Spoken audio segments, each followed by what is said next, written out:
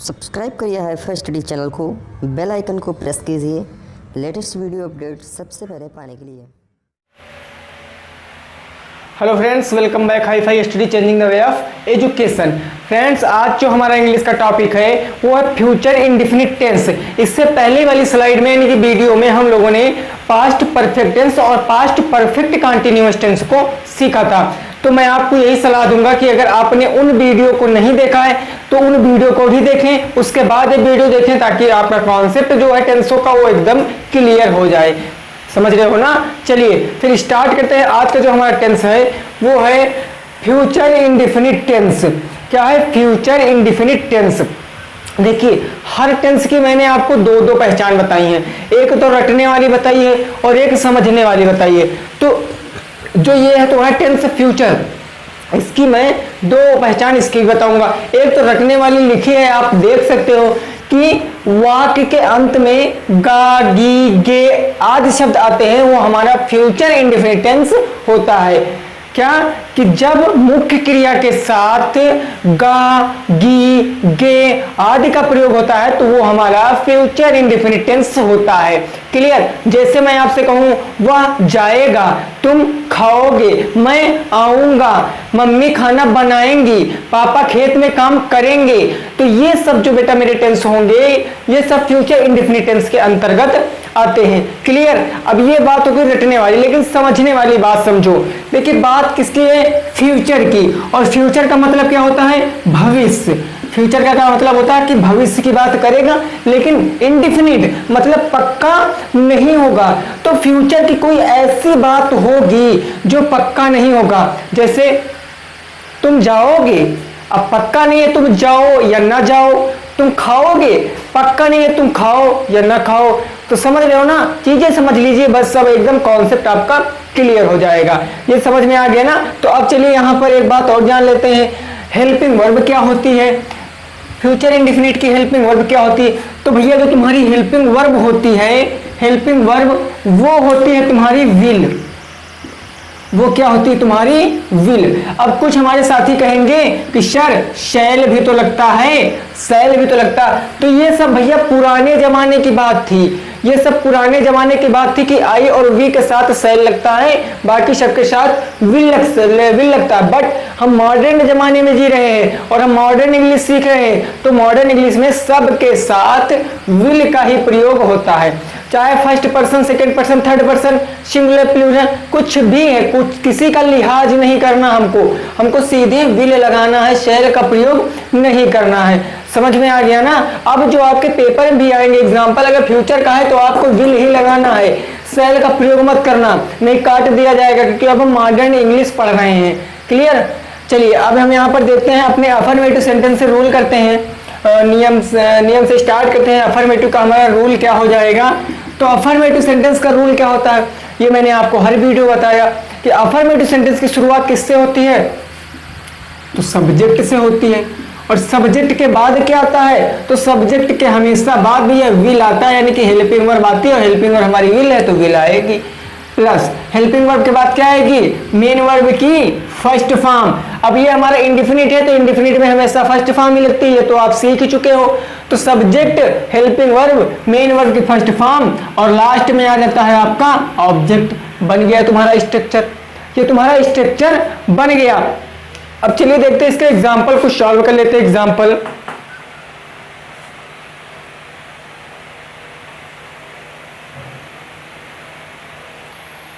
देखिए, कुछ एग्जाम्पल आपके सामने लिखे हैं। अब हम इसको बनाना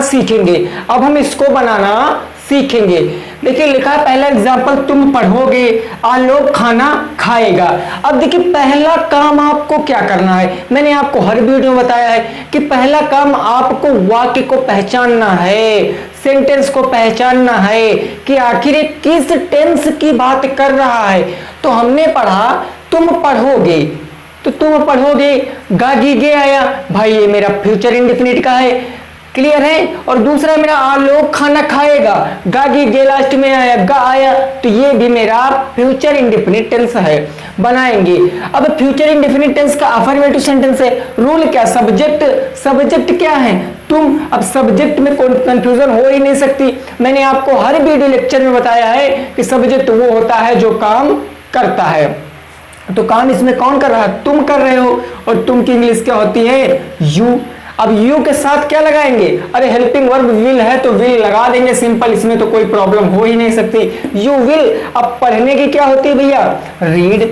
तो यू विल रीड बन गया तुम्हारा, तुम पढ़ोगे, यू विल रीड। अगला है हमारा आलोक खाना खाएगा। अब इसको बनाएंगे, सब्जेक्ट आलोक है तो मैं आलोक लिख ले रहा मैंने लिख लिया आलोक।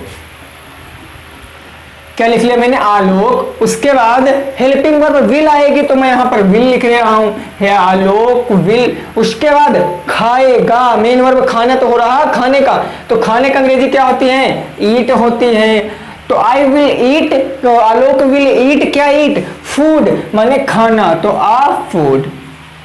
आलोक will eat a food, Alok खाना खाएगा। क्लियर है ना? इतना क्लियर है कि क्या रखेंगे? सबसे पहले सब्जेक्ट, फिर विल, फिर मेन वर्ब की फर्स्ट फॉर्म, फिर ऑब्जेक्ट, मेरा क्लियर हो जाएगा।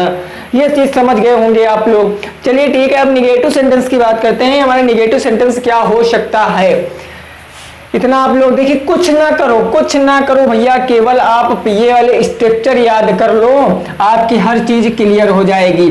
आप स्ट्रक्चर याद करो, आपकी समझ में आ जाएगा, ये मैं गारंटी देता हूं। अब चलिए यहां पर मैं बात करूं अगर अपने निगेटिव सेंटेंस के रूल की, तो क्या होगा भाई? निगेटिव सेंटेंस मैंने आपको बताया क्या होते हैं। तो निगेटिव सेंटेंस वे सेंटेंस होते हैं जिसमें नॉट का प्रयोग होता है। और नॉट कहां प्रयोग किया जाता है? तो सर नॉट हमेशा हेल्पिंग वर्ब के बाद प्रयोग किया जाता है। तो निगेटिव का रूल क्या हो जाएगा?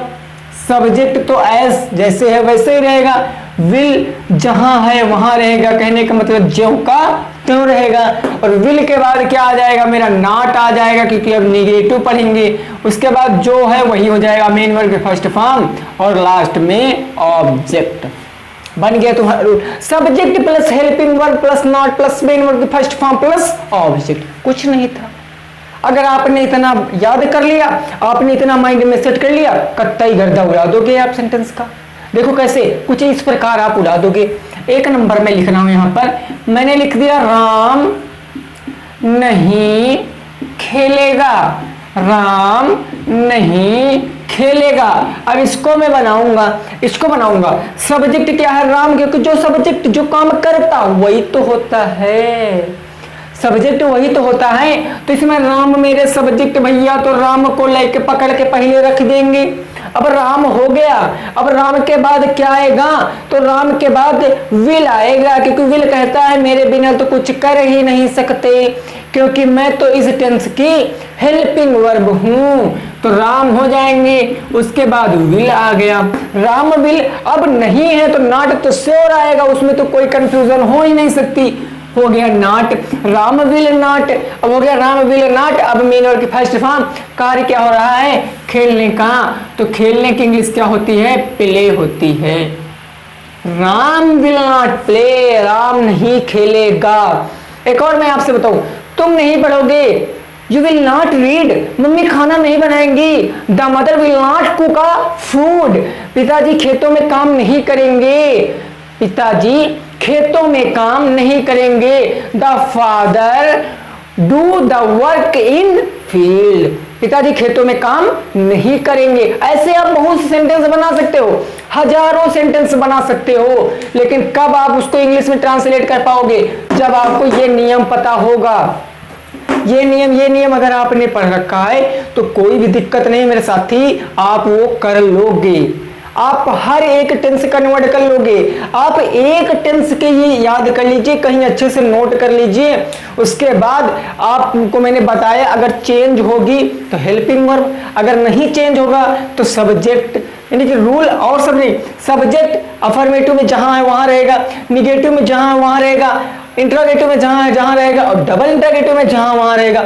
बदलेगी तो केवल मेरी हेल्पिंग वर्ब बदलती है, क्योंकि विल शैल, सॉरी, कहीं विल होती, कहीं ज़ेमार, कहीं डूडस, कहीं डिड, कहीं वाज, वर, कहीं हैज, कहीं हैड, ऐसे करके सब हेल्पिंग वर्ब बदलती रहती हैं। क्लियर है ना? चलिए एक और एग्जांपल सॉल्व कर लेते हैं इसका, जल्दी से एक और एग्जांपल सॉल्व कर लेते हैं। जैसे मैंने कहा जैसे मैंने कह दिया वे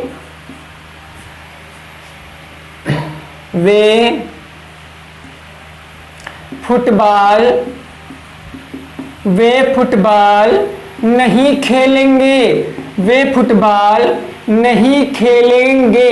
अब इसको बनाएंगे, वे की इंग्लिश क्या होती है? दे। अब दे पहले क्यों रखेंगे? क्योंकि मेरा सब्जेक्ट है, तो हो जाएगा दे। अब दे के बाद क्या आएगा? विल आ जाएगा, क्योंकि विल तो कंपलसरी सबके साथ आता है। दे विल, उसके बाद नहीं है तो नॉट लगा देंगे। दे विल नॉट, उसके बाद क्या? खेलने प्ले, उसके बाद football. They will not play football, way football नहीं खेलेंगे। क्लियर? इसमें तो कोई प्रॉब्लम नहीं ना, इतने में कोई प्रॉब्लम नहीं ना। इंट्रागेटिव, सॉरी अफर्मेटिव निगेटिव तो पढ़ लिए। अब जो पढ़ेंगे वो होगा मेरा इंट्रागेटिव। इंट्रागेटिव आप स्ट्रक्चर नोट कर लीजिए। आप ये हो गया अफर्मेटिव का, ये हो गया निगेटिव का, और अब जो पढ़ोगे वो होगा इंट्रागेटिव का, वो पढ़ोगे आप इंट्रागेटिव का। तो जल्दी से आप लोग इसको नोट कर लीजिए, फिर देखते हैं हम लोग इंट्रागेटिव सेंटेंस का स्ट्रक्चर विद एग्जांपल।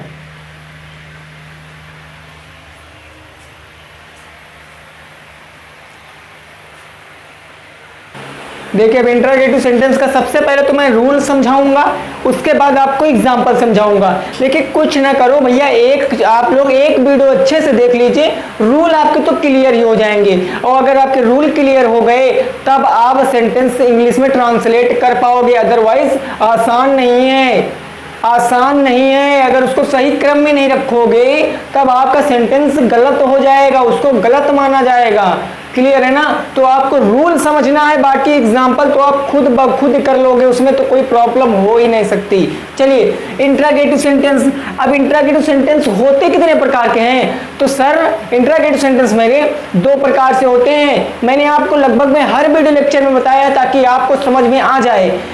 एक होता है इंट्रागेटिव, और इंट्रागेटिव क्या होता है कि जिसमें हम यस या नो में उत्तर देते हैं, वो मेरे इंट्रागेटिव होते हैं। और इन वाक्यों का इंग्लिश में ट्रांसलेट करते समय सबसे पहले हम लोग हेल्पिंग वर्ब का प्रयोग करते हैं।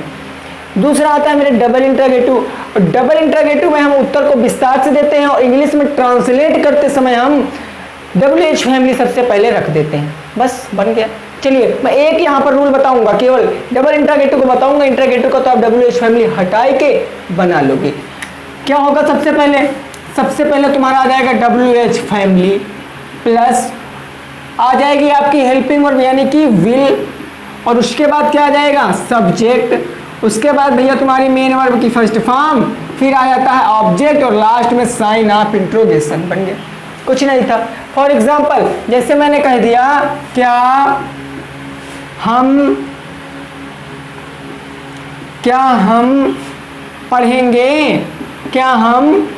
पढ़ेंगे? अब इसको बनाएंगे, कैसे बनेगा?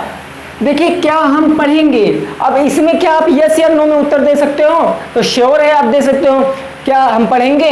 हाँ भाई, या फिर नहीं। इसके अगर हम कुछ तो कहेंगे, हाँ हम पढ़ेंगे, अंग्रेजी पढ़ेंगे, गणित पढ़ेंगे, ये सब आप इसमें नहीं बता सकते हो। इसी को मैं अगर ऐसे पूछूंगा, ऐसे कि हम क्या पढ़ेंगे, तब आप बताओगे कि मैं फ्यूचर इंडेफिनिट टेंस पढ़ूंगा। समझ रहे हो ना? मेरी बेटा भावनाओं को समझो, बस मैं कहने की कोशिश क्या कर रहा हूँ, मेरी लैंग्वेज को पकड़ो। ऐसा कुछ करो कि आप जादू कर जाओ, इंग्लिश को आप घोल के पी जाओ। ऐसा कुछ पढ़ो कि वो तुम्हारे माइंड में सेट हो जाए। क्या है? क्या हम पढ़ेंगे और हम क्या पढ़ेंगे। तो अगर इन दोनों की आप कंपेयर यानी कि तुलना करोगे तो इसमें आप यस या नो में दे सकते हो। तो भैया जिसमें यस या नो में उत्तर दे सकते हो वो मेरे हेल्पिंग वर्ब से शुरुआत होता है। और ये आप पढ़ोगे हम क्या पढ़ाएंगे, तो इसमें आप हम क्या पढ़ेंगे, तो अब इसका मतलब क्या होगा, इसमें WH फैमिली से शुरुआत होगा और इसमें हेल्पिंग वर्ब से होगा। देखिए, अब इसको बनाएंगे सबसे पहले क्या। अब हेल्पिंग वर्ब इस पर सब्जेक्ट के हिसाब से आएगी। सब्जेक्ट हम है अरे, तो हमको टेंशन ही नहीं लेना है, हमको तो खाली विल लगा ही देना है। विल के बाद क्या आ जाएगा? वी, क्योंकि सब्जेक्ट है। विल वी, और पढ़ाने की क्या होती है? रीड। क्या हो गया? Will we read. और ये वाला चिन्ह यहाँ पर लगा है, इसको लगा के यहाँ रख देंगे और मेरा बन जाएगा क्या? English translate. फिर है मेरा हम क्या पढ़ाएंगे, हम क्या पढ़ेंगे, हम क्या पढ़ेंगे। अब इसको देखो क्या बीच में आ गया डब्ल्यू एच फैमिली, इसको सबसे पहले बनाएंगे तो क्या की इंग्लिश क्या होती है व्हाट। उसके बाद हेल्पिंग वर्ब आएगी विल आएगी तो व्हाट विल। उसके बाद क्या आएगा सब्जेक्ट हम है तो वी आ जाएगा, व्हाट विल वी रीड। लो कोई प्रॉब्लम नहीं थी। कितने भी सेंटेंस हो, कितने भी सेंटेंस हो, अगर आपका फार्मूला क्लियर है ना, कहने का मतलब अगर आपका स्ट्रक्चर क्लियर है तो आप उसको बना ही सकते हो, उसमें तो कोई प्रॉब्लम नहीं होगी। मेरी राय मानिए आप या मेरा सुझाव मानिए आप, जो भी मानना है मानिए, आपको ये चीजें याद करनी बस ना याद करो ये, क्योंकि आप ऑलरेडी टेंस पढ़ चुके हो, आप टेंस पढ़ चुके हो। अगर आपको दिक्कत हो रही होगी तो केवल आप इसको याद करने में हो रही होगी, और जिसने इसको याद कर लिया क्रम कि सब्जेक्ट कहाँ आएगा, ऑब्जेक्ट कहाँ आएगा, हेल्पिंग वर्ब कहाँ आएगी, मेन वर्ब कहाँ आएगी, कहाँ मेन वर्ब फर्स्ट फॉर्म के साथ आईएनजी लगाते हैं, कहाँ थर्ड फॉर्म लगती है, कहाँ सेकंड फॉर्म लगती है, ये सब चीजें अगर आपने सीख लिया तो आप इस इंग्लिश को उड़ा के रख दोगे, 2 सेकंड में उड़ा के रख दोगे आप इसको, समझ गए ना। तो ये हुआ भैया मेरा क्या फ्यूचर इंडेफिनिट टेंस।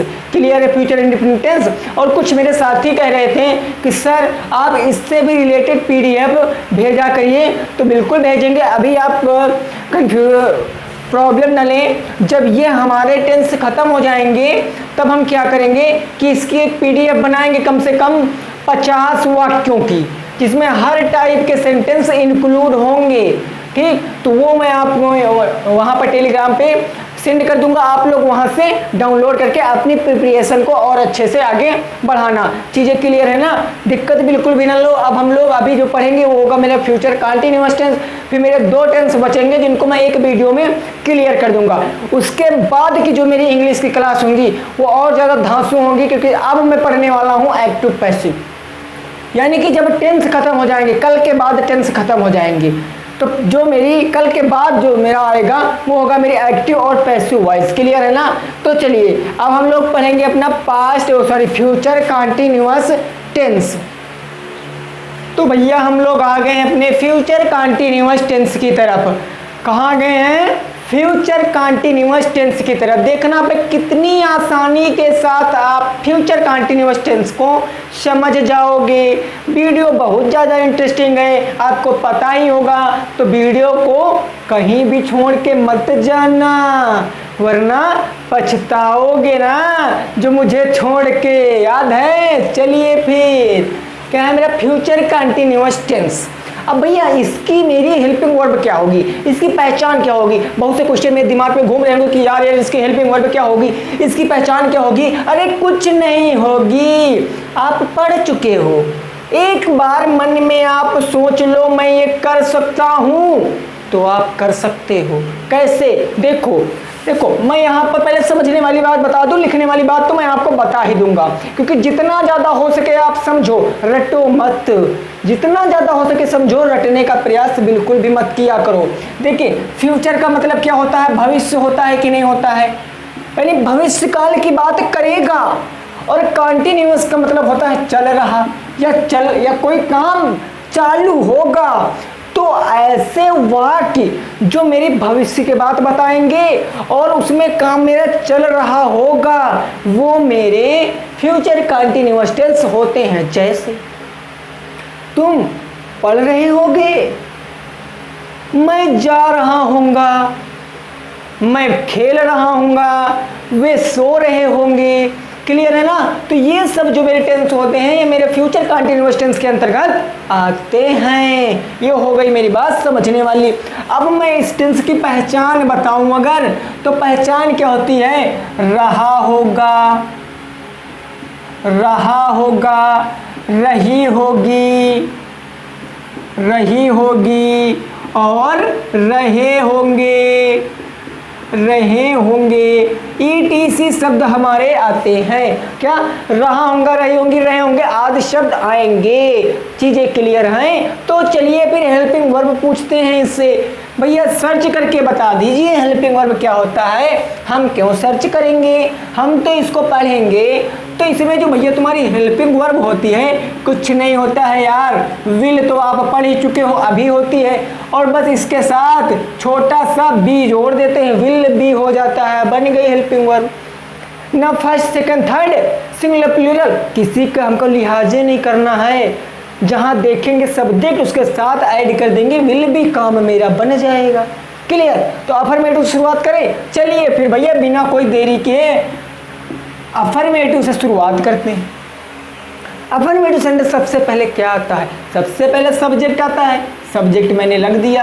अब हेल्पिंग वर्ब आएगी, हेल्पिंग वर्ब है क्या? विल बी, तो मैं यहाँ पर लिख दूंगा विल बी आ जाएगी मेरी, विल बी।